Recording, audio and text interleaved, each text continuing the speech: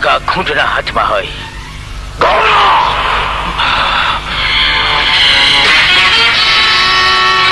એ મારો સાવજ શિયાળ થઈને કેમ ઉભો છે? પ્રકાબા, હિરણ નામની છોકરી શિયાળની જેમ આવી અને સીધો એક જ લાફો ઝીકી દીધો અને તરત જ સુરજસિંહ અમને પાછા વળવાનો હુકમ કર્યો.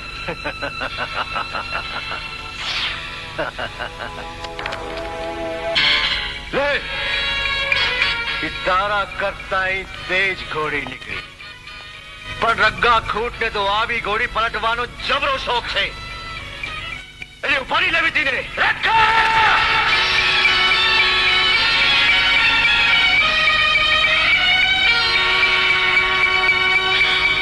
એની થપાટ કરતા મારા વેળ તને વહમાં લાગ્યા કે તે માન મોબો તોડી નાખ્યો.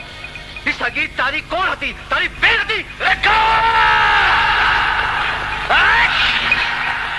જો વડીલ પણ ન હોત તો તારું ધડ ને માથું નોખા હોત. આ સુરજસિંહ સાવજ હતો અને હજી સાવજ જ છે. અને એટલે તારા કૂતરાઓની સામે કહેવા આવ્યો છું કે હું આજે જ ડાકુગીરી છોડીને જાઉં છું. જેની માએ સભા શેર સૂંઠ ખાધી હોય એ આ સાવજને રોકી લે.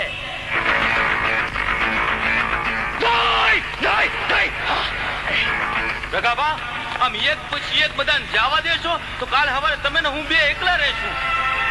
આવા ઘેટા બકરાના ટોળા તો હાલતા ભેગા કરી શકું, જે રગ્ગા ખૂંટ સામે અવાજ નથી કરી શકતા.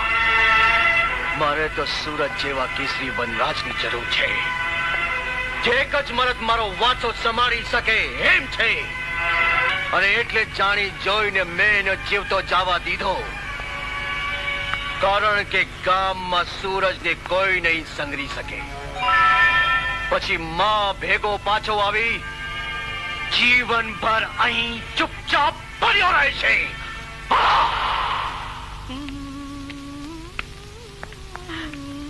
એ વાંદરા વાળા ભાઈ, બોલો ને કુંવર સાહેબ.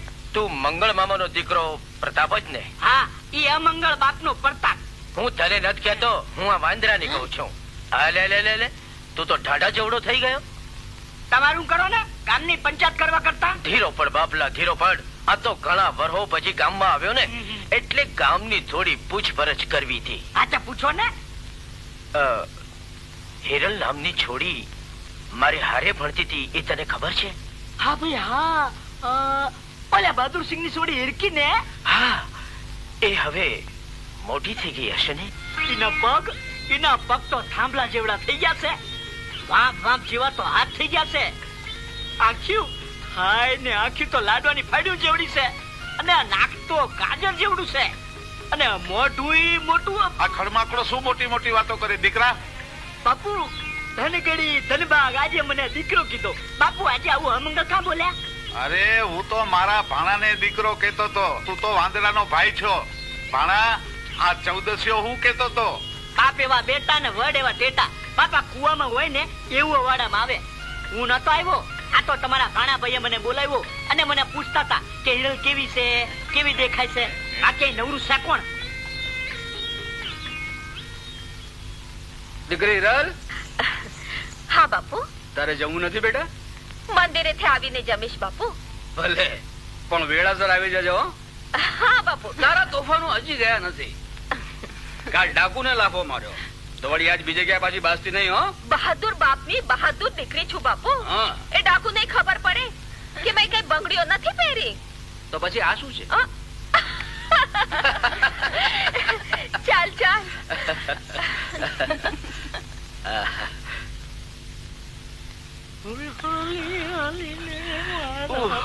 હે ભાઈ પ્રતાપ, આ ખરા તાપમાં ગોતી ગોતીને થાક્યા, પણ હિરલ ક્યાંય ન દેખાણી. આ તારું મંદિરે આવી ગયું. મારું નહીં કુંવર સાહેબ, હનુમાનજી નું. ભૂલ્યો લક્ષ્મીજી નું. બોલ્યો તો ચોક્કસ તે દી તું હિરલ ને બદલે કોઈ હાથણી નું વર્ણન કરતો હોઈશ. એ થાંભલા જેવા પગ, વામ વામ ના હાથ અને એની આંખો લાડવાની ફાડ. એ ભાઈ, તું ખરેખર હિરલ ને ઓળખે છે કે પછી? ધીરા પડો કુંવર સાહેબ, ધીરા પડો. આમ નજર કરો, એ ઓલી હાલી આવે રૂમ ઝુમ કરતી.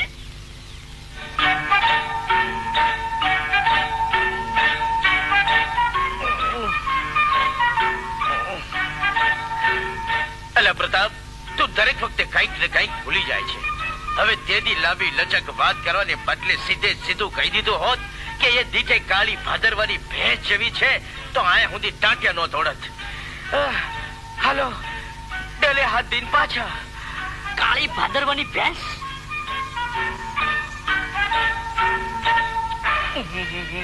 ઉભા રહ્યો કુંવર સાહેબ, લાંબી દોડાવો, ટૂંકી નહીં. શું તમારી નજર કાં? રાજકુમાર જેવા રાજકુમાર થઈને તમે કાંતા ડોશી ઉપર નજર પહોંચી તમારી. એને ઓલી વાહે નજર કરો, વાહે ઓલી હિરકી તો વાહે હાલી આવે છે, વાહે. એલા હા.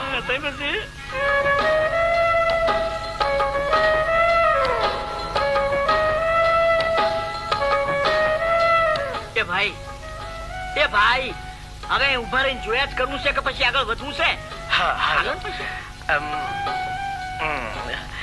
પ્રતાપ, તું મારો ભાઈ નહીં? સમજી ગયો સમજી ગયો. આ બધું મારે જ ગોઠવવું પડશે. હાલો ત્યારે, હાલ પ્રતાપ આગળ. એ હિરલબા ઉભા રહ્યો, તમને ખુશ ખબર દેવાના છે. શું? તમારા નાનપણના ભેરુ કુમાર શિવરાજસિંહ તાલીમ લઈને પાછા આવી ગયા છે. હા, ક્યાં છે ઈ? આ રહ્યા.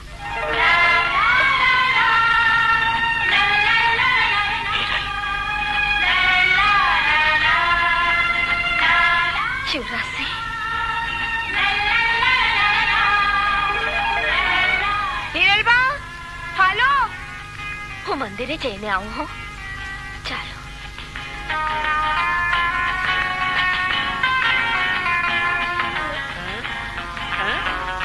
શિવરાજસિંહ, શસ્ત્ર વિદ્યાના દાવ તમે શીખી લીધા.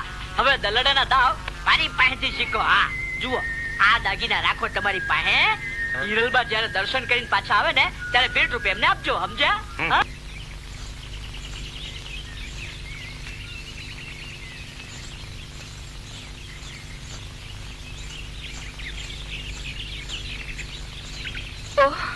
તું એ તો કોઈ દી નહીં ભૂલાય. તમારા લફાએ તો દેવીના દર્શન કરાવી દીધા. ને બીજો દઈશ નહીં તો દેવતાના દર્શન થઈ જશે. હિરલ, શું વાત છે?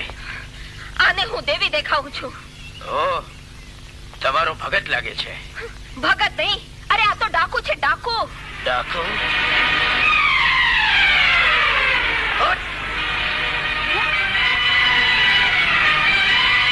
શિવરાજ,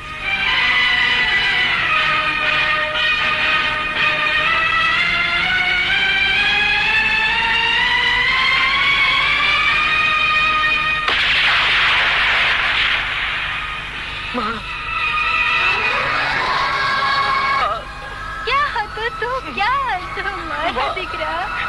તારું સુખ છે.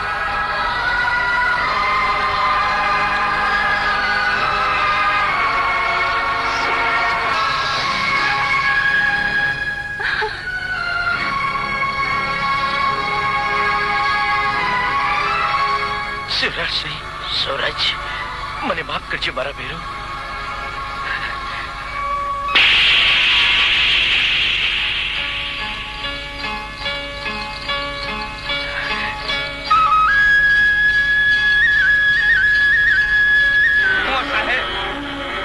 એ મારા બાપનો ખૂની છે અને ડાકુ છે, અને ગામમાંથી બહાર કાઢો. મારો એને. સૌરાજ આ ગામમાં રહેશે કે નહીં એનો ફેસલો રાજમાતા કરશે. રાજ દરબારની કાર્યવાહી શરૂ કરવામાં આવે. રાજમાતા ભગાશેઠ ફરિયાદ કરવા આવ્યા છે. પ્રણામ રાજમાતા. આ સૂરજ મારા બાપનો હત્યારો છે અને વળી ડાકુ પણ છે.